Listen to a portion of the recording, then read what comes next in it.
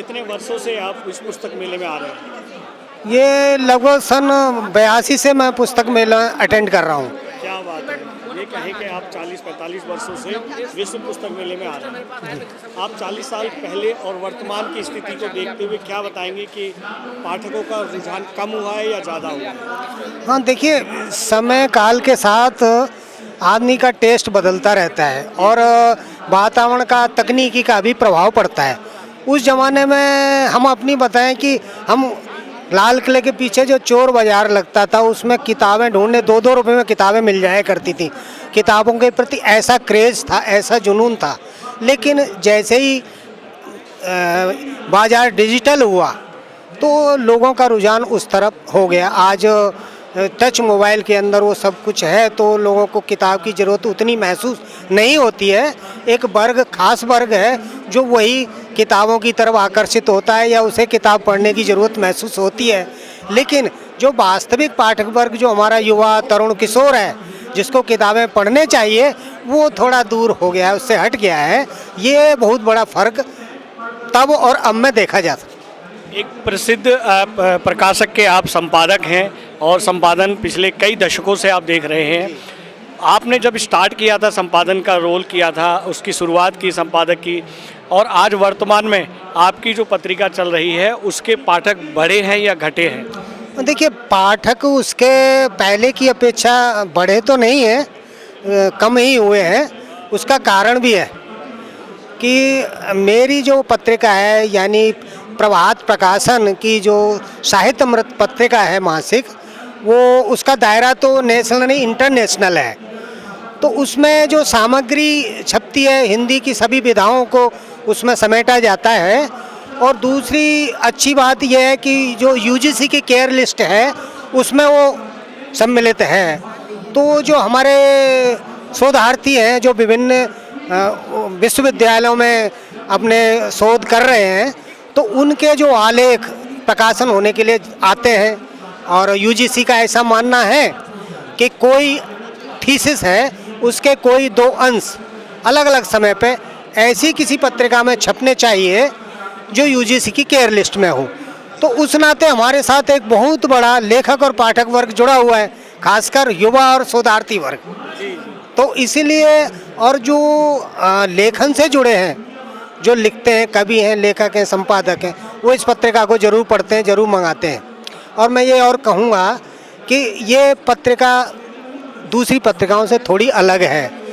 इसका जो पाठक वर्ग है वो बहुत जागरूक है।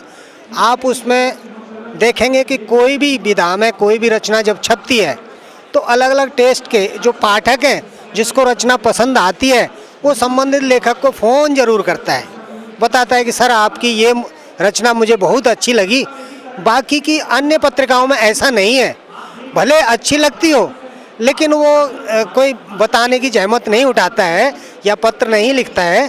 लेकिन हमारे पाठक पत्र भी लिखते हैं, ईमेल भी करते हैं और फ़ोन भी करते हैं। शर्मा जी, आपने बताया कि वर्तमान में जो युवा है या बच्चे हैं वो डिजिटल माध्यम से जुड़े हैं। क्या आप मानते हैं कि जो वर्तमान के जो युवा हैं या बच्चे हैं, जो पाठक हैं, बच्चे पाठक हैं, वो डिजिटल से जुड़ गए हैं, लेकिन जब वो पुस्तक पढ़ते हैं, पढ़ते पढ़ते वो खेलते भी थे। खेलने से और पढ़ने से मानसिक और शारीरिक स्वस्थ बच्चा बनता था और आज डिजिटल तक सीमित हो गया है। उससे क्या वो मानसिक और शारीरिक रूप से स्वस्थ होगा? क्या उसकी उम्र में इजाफा होगा? देखिए, ये बड़ा महत्वपूर्ण प्रश्न आपने पूछा है। और चूँकि मैं स्वास्थ्य से जुड़ा हुआ हूँ, स्वास्थ्य की किताबें लिखता हूँ, देसी चिकित्सा और लोक चिकित्सा पे मैं लेखन करता हूँ, तो ये मेरे लिए बहुत ही महत्वपूर्ण प्रश्न है। होता क्या है कि चाहे बालक हो, बड़े हों, युवा हों, सभी के लिए शारीरिक गतिविधियाँ करना बहुत ज़रूरी है। इस शरीर को स्वस्थ रखने के लिए शारीरिक गतिविधियों में संलग्न होना, उछल कूद, खेल कूद, ये सब बेहद ज़रूरी है। आज क्या है कि जो बच्चे मोबाइल हाथ में लेके एक कोने में बैठ जाते हैं या कहीं भी एकांत में बैठ जाते हैं और वो अपने दाएं बाएं ये भी भूल जाते हैं कि कौन आ रहा है, कौन जा रहा है, और सारी दुनिया से दूर एक में खो जाते हैं।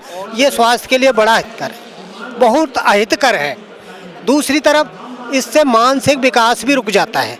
शारीरिक विकास तो रुकता ही है, लेकिन मानसिक विकास भी रुकता है। कारण कि जब हम बौद्धिक मशक्क़त करते हैं तो हमारे दिमाग का विकास होता है, वो फैलता है और नई नई चीज़ें ग्रहण करने की उसकी शक्ति बढ़ती है, उनको याद रखने की जो सामर्थ्य है वो बढ़ती है।